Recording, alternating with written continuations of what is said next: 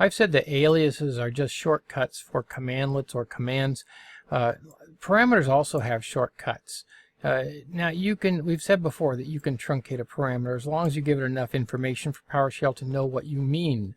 In other words, you can type part of a parameter word and then just leave it at that. And as long as there aren't two parameters that have the same letters that they begin with, PowerShell will run them just fine. Parameters also can have aliases. I can't show them to you. Well, I can, but I'm not going to show them to you right now. There is an example in the book about how to find these, but it's a little harder to find them, and it takes some kind of a line that's difficult for us to interpret right now, so I want to wait until later on in the course to do that. You can leave off the names of positional parameters as long as you get them in the right order. We already know that. Now, here are the two big notes that I want to make sure I cover. First of all, the author makes an error on page 43.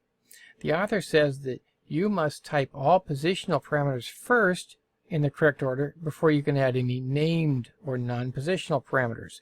That is not true. It's good practice, but it's not true. You can use positional parameters anywhere you want as long as you have them in the right order. But you can put named parameters in front of them, again, as long as you have them in the right order. Second, anytime you write a script, you should not use aliases.